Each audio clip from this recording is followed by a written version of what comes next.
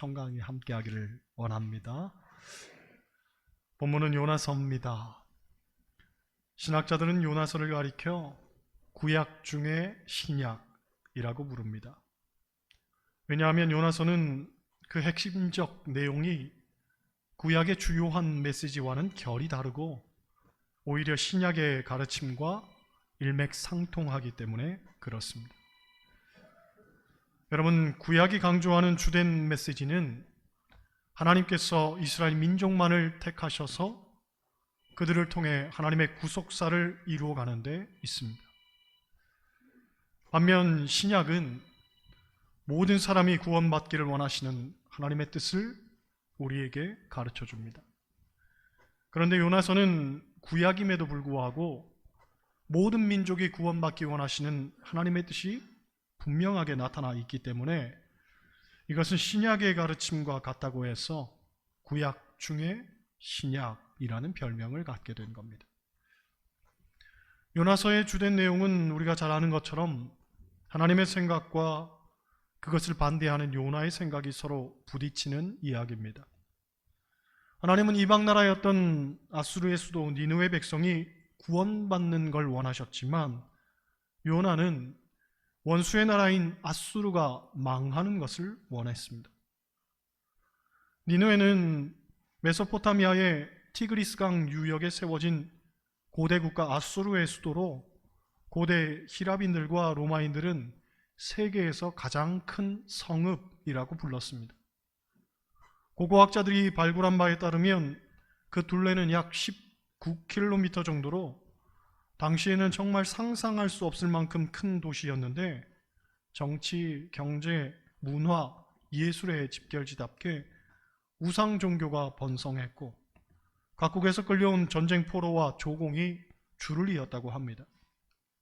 문제는 아수르 사람들이 전쟁에서 상대하는 다른 나라 사람들을 아주 잔인하게 죽이기로 유명했다고 합니다. 그러니 적국인 아수르의 수도였던 니느웨를 대하는 요나의 감정이 절대로 좋을 리가 없는 겁니다.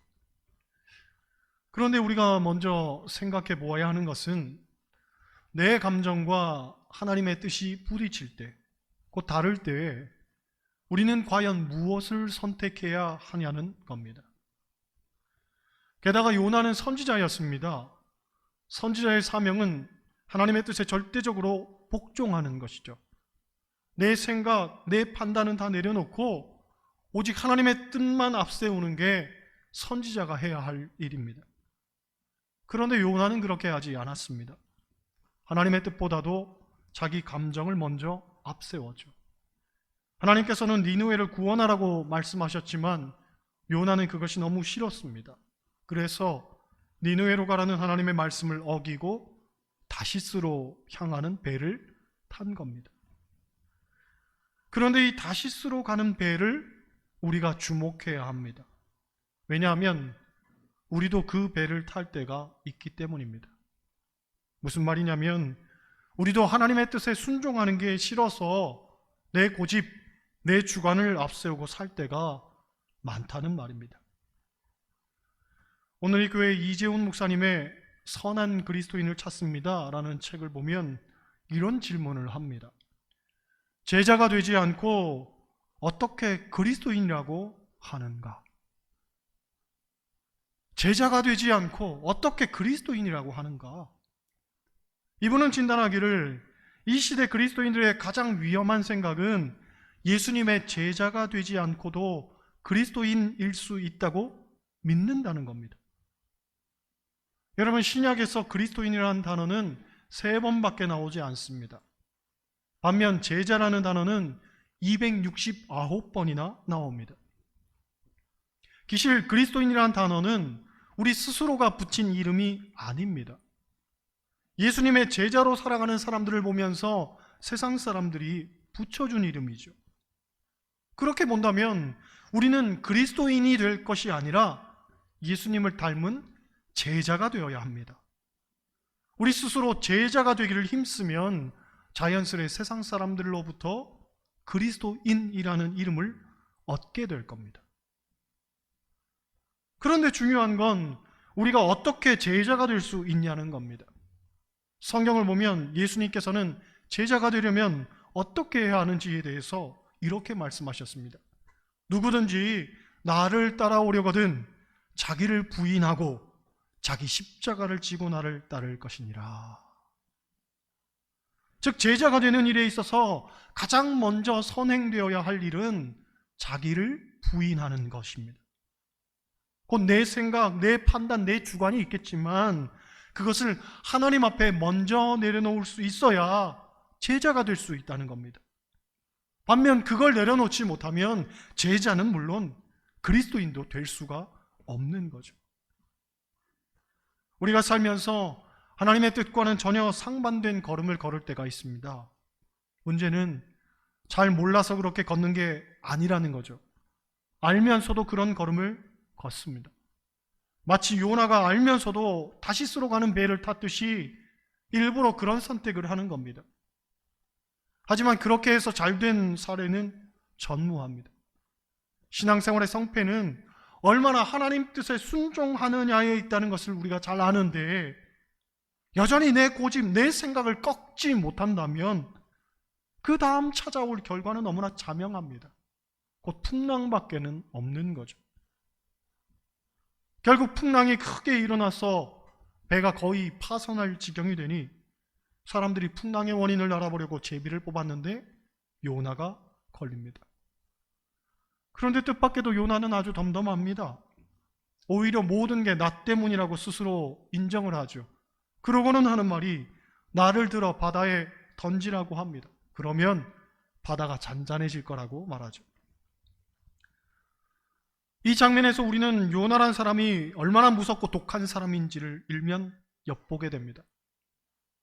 배가 거의 파손할 정도로 풍랑이 있는데도 그는 배 밑에서 잠을 자고 있었습니다.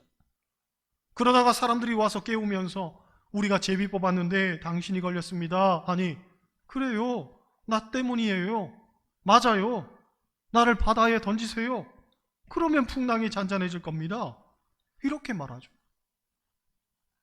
요나는 살려달라고 애원도 안 했습니다.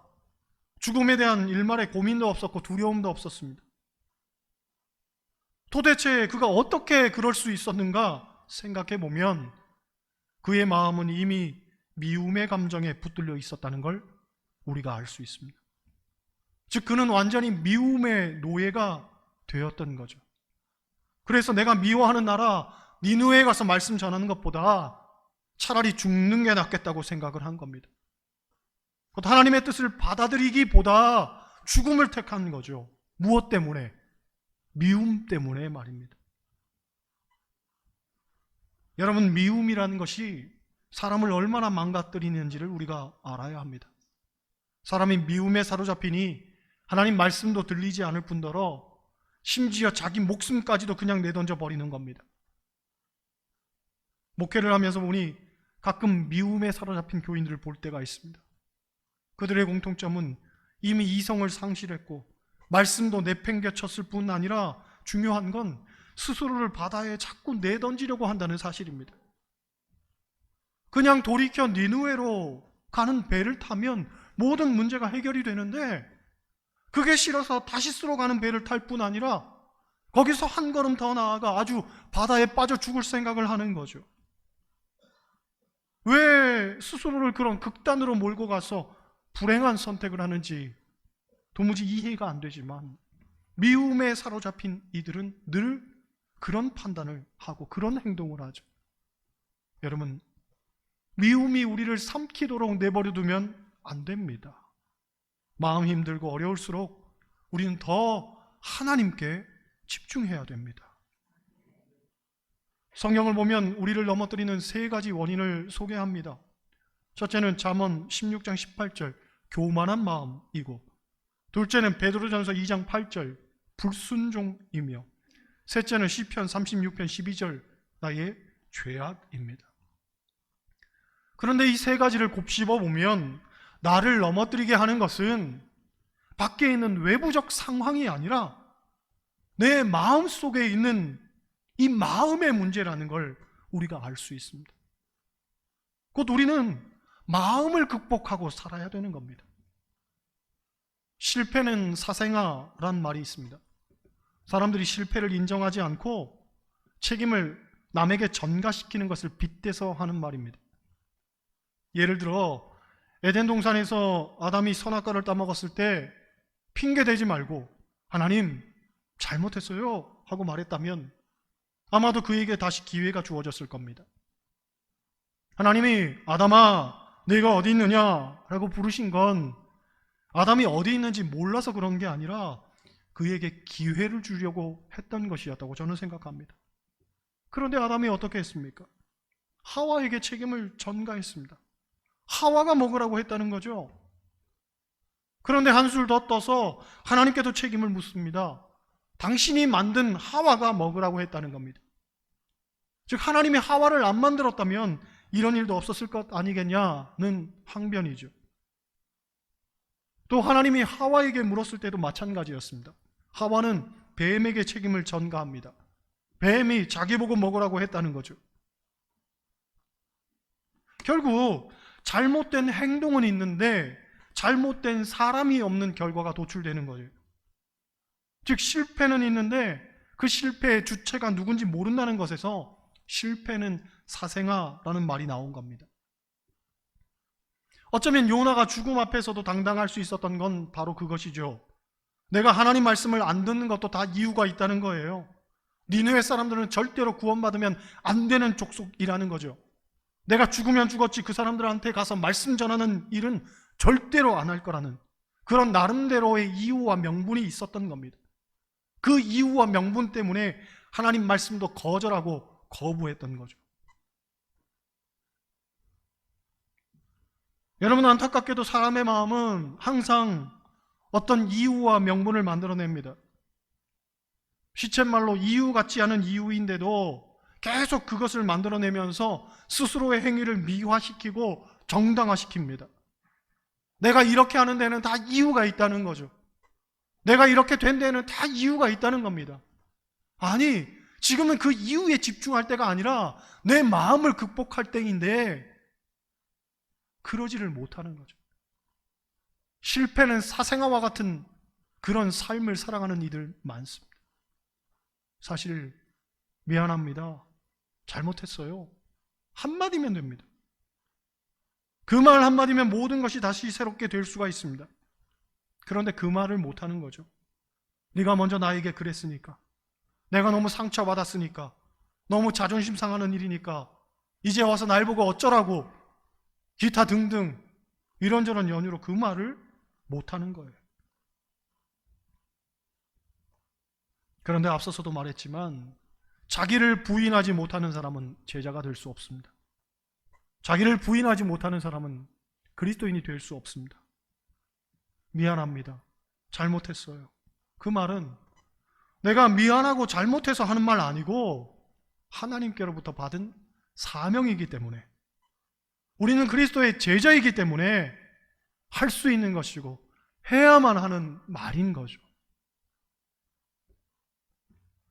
탈무드에 보면 유대인의 삶의 철학 4가지가 있습니다. 힘, 지혜, 행복, 위대함에 관한 것입니다. 먼저 가장 힘 있는 사람은 누구인가 하면 자기와의 싸움에서 이기는 사람입니다. 대부분의 사람들은 상대방과 싸우려고 하죠. 외부의 적과 싸우려고 합니다. 그런데 다른 사람을 이기는 사람은 많아도 자기를 이기는 사람은 적습니다.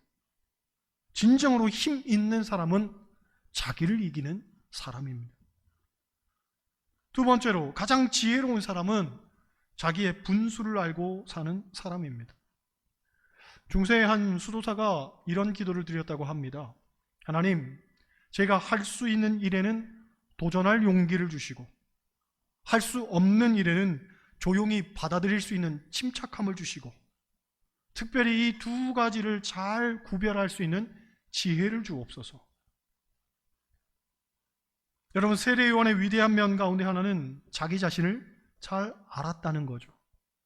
수많은 사람들이 그를 따르고 그를 받들 때에도 내 뒤에 오시는 이의 길을 나는 예비하러 왔는데 나는 그분의 신들매를 들기도 감당치 못한다고 고백합니다.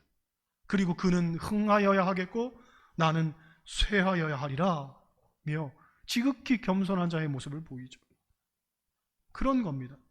여러분, 남의 부족을 아는 사람은 많아도 나의 부족을 아는 사람은 적습니다. 그런 면에서 나의 분수와 한계를 아는 사람이 가장 지혜로운 사람인 거죠. 셋째로, 가장 행복한 사람은 자기가 지금 갖고 있는 것을 가장 귀한 것으로 알고 사는 사람입니다. 현대인들의 특징은 만족이 없다는 거죠. 그래서 항상 조금만 더를 외치다가 인생을 마감한다고 합니다.